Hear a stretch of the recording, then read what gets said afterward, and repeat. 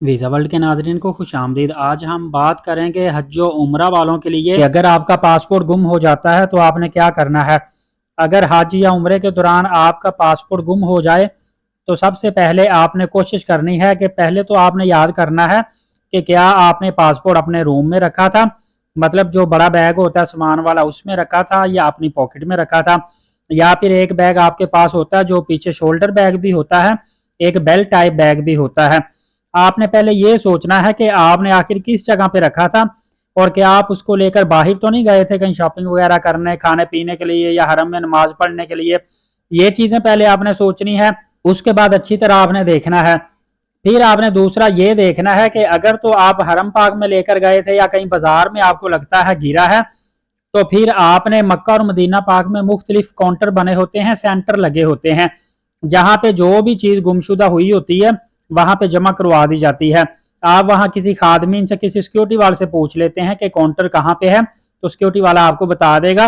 फिर आपने पता करके वहां कोशिश करनी है ढूंढने की, उनसे पूछना है। उम्मीद है कि वहां पे आपका पासपोर्ट मिल जाएगा।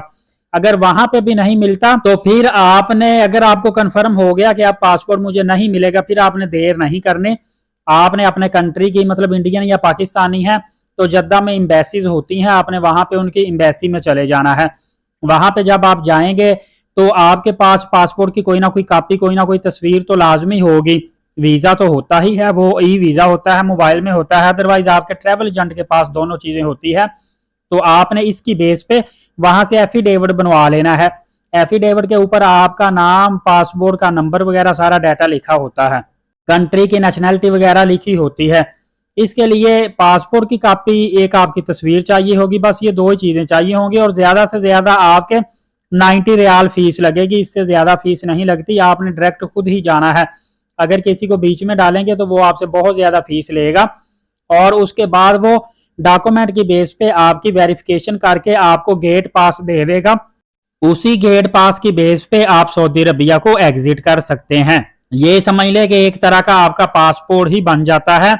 आप ये पेपर दिखाकर, इस पेपर के ऊपर लिखा होता है कि ये बंदा हमारे कंट्री का है, नेशनल होल्डर है, ये इसका पासपोर्ट नंबर है, ये इसका नाम है, लिहाजा इसको एयरपोर्ट से एग्जिट किया जाए। लिहाजा सऊदी इमिग्रेशन वाले आपको उसी पेपर की बेस पे एग्जिट होने देते हैं। यहाँ पे आपने एक बात का खास ख्याल रखना है कि जब आपको कंफर्म हो जाए कि अब आपको पासपोर्ट नहीं मिल सकता, तो आपने बिल्कुल भी देर नहीं करनी, फौरी एम्बेसी से राब्ता करना है। वरना अगर आपकी फ्लाइट डिले भी हो सकती है, फ्लाइट के पैसे भी आपके ज़ाया हो सकते हैं और आपको नुकसान हो सकता है। तो ये बिल्कुल सिंपल सा प्रोसेस है, मैंने जैसे आपको समझाया वैसे ही होगा। सिर्फ आपने थोड़ी सी हिम्मत करनी है। लोकल चले जाएं, वहां से आप ट्रेन पे चले जाएं, हरमैन ट्रेन पे, या फिर आपकी मर्जी है आप वहां से टैक्सी करवा लें और आप जद्दा में जाके किसी से भी पूछ लें या गूगल में सर्च कर लें, आपको पाकिस्तानी या इंडियन एम्बेसी जिस भी कंट्री से आप ताल्लुक रखते हैं मिल जाएगी। बड़ी आसानी के साथ वहां पे जाके आप अपना गेट पास बनवाएंगे और उसी बेस पे आप सऊदी अरबिया को एग्जिट कर सकते हैं।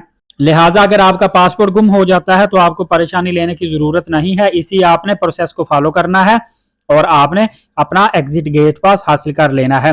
यकीनन मुझसे मालूमात आपको अच्छी लगी होगी। मजीद मालूमाती वीडियो देखने के लिए वीजा वर्ल्ड चैनल को सब्सक्राइब रखें। इजाजत दीजिए, बहुत शुक्रिया, अल्लाह हाफिज।